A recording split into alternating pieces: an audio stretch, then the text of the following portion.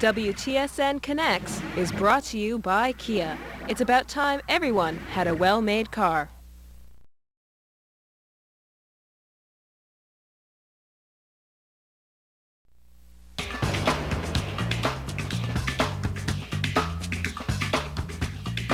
Welcome back. The Fly Gurlz have been recognized by the Canadian Cycling Association as the first all-female mountain bike team in Canada. The club's mandate is to unite, encourage, and support women of all ages and ability in the sport of mountain bike riding and racing. More and more women are falling in love with the sport, and this week we had a chance to meet some of them. Who said mountain biking was just for teenage boys? Well, not anymore. Michelle Ward founded the Fly Gurlz, and it's been one of her proudest moments. My accomplishment actually is Fly Gurlz, is starting the team and starting it from zero. I had nothing when I started, and 2 sponsors the first year, and this year we've got quite a bit more. So I'm really proud of seeing these women that started off in sport and now they're racing elite and they're 4th in Ontario. I mean, that to me is watching that develop and that grow. That to me is or seeing a woman who never thought she could ever mountain bike, and she comes out to a clinic, and at the end of the day she's calling up her husband saying, let's go mountain biking tomorrow. So to me that's my accomplishment, is giving back and getting as many women mountain biking as I possibly can. Because the media sort of portrays it as this gnarly, oh, it's only for young teenage boys, and it's not. It's for everybody. In addition to competing in numerous provincial and national competitions, the Fly Gurlz offer clinics to teach women about mountain biking, and it's just getting bigger and bigger. I think the team has had some effect on the race numbers in Ontario, certainly. We put on a women's only Learn to Mountain Bike clinic this summer, and we had the most women that's ever showed up in the history of, I think it's in North America, for a women's only clinic. We had close to 100 women, and at the races, as I saw at the Ontario Cups over a period of time, there seemed to be more women that, hey, that woman took our clinic, or that woman took our clinic. So hopefully our clinics and our instruction is allowing people to be empowered to go out and try something that maybe they wouldn't have thought they could do. What's very exciting for us is working with a group like Fly Gurlz, who are doing so much to bring women into the sport and ensure that they're going to be able to do it in a safe manner. So why mountain biking? Because you get to play outside in the mud. I've always been an outdoor kid, and to do an indoor sport just doesn't make sense to me. I'm indoors all day at work, and it's challenging. It challenges you both mentally and physically.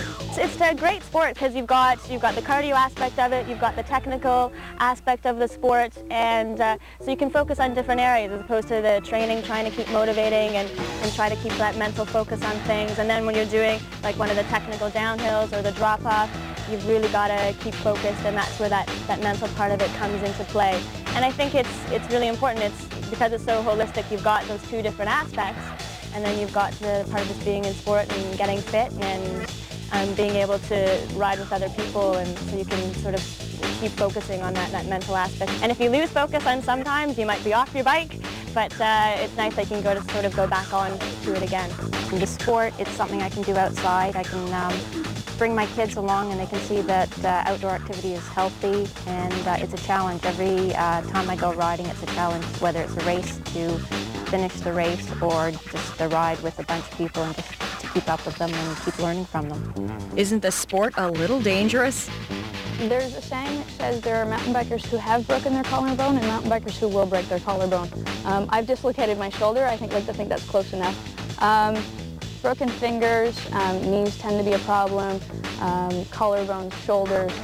I mean, cross-country riders aren't wearing armor, so it's all out there to be hurt. And you've got to just accept that, every time you go out, you may not be coming back altogether, but I mean, for me, that's what it's about. It's an adrenaline sport. Not to scare away any women who want to try it, though. I mean, you pick your trails. You go riding where you want to, and you ride at the level that you're capable of. Well, although it sounds painful, the Fly Gurlz assure us it's all still worth it. Because you get out there and you forget about, your bad day at work. You forget about things that are going on, and it's its own world. It's just such a wonderful sport. It's outside, it's in the forest, it smells good. I love all the sort of natural environment, that kind of thing, and it's a great rush.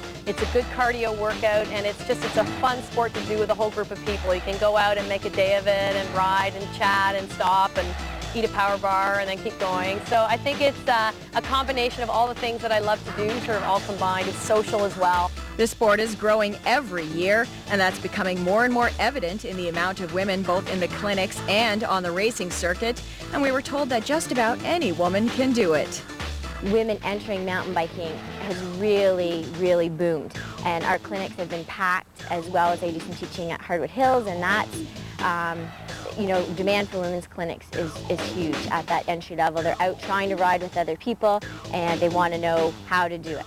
I know a couple junior riders who are 13 and 14, and I don't know how they got into it. I'm assuming through their families. I know women who ride because their husbands do or because their sisters do. There's one woman who was racing a couple years ago who was above 60. It's just great to see them out. It's not geared at any one sort of woman. It's just you want to be outside and you want to be healthy, I think. I've seen anywhere, from the little kids racing on a weekly race series right up to like 60, 70-year-old women out on their bikes. So, yeah, a wide range. Despite being part of such an elite group, the riders say they don't feel any added pressure and that they actually enjoy being considered role models to the younger girls and women. It's a great role model for my two children, my girls, any children out there, that you can have a family life and still be outdoors and show them that physical fitness, exercise, whatever form it takes, is just a great thing to be doing. I don't think it's a lot of pressure. I think we always want to keep our image clean and sort of positive. I think that it's great that we're that team, and Michelle's done lots of hard work to get us to be to this spot. And so, no, the pressure's not there. It's more of a pride. Before we go, any words of advice to someone interested in the sport? I think the real focus is just getting out there and doing something, enjoying it, and having fun with it, and trying to set some goals for yourself and try to keep persevering with it. And as long as you enjoy the process along the way, the performance isn't what you should really focus on. To be a Fly Girl, I don't know, I think it needs to be a member of a team that's really supportive and positive, and that makes all the difference in your training, and it makes you stick with the sport, I think, because you just have that support. You can't get down when you're around these girls. And coming up next on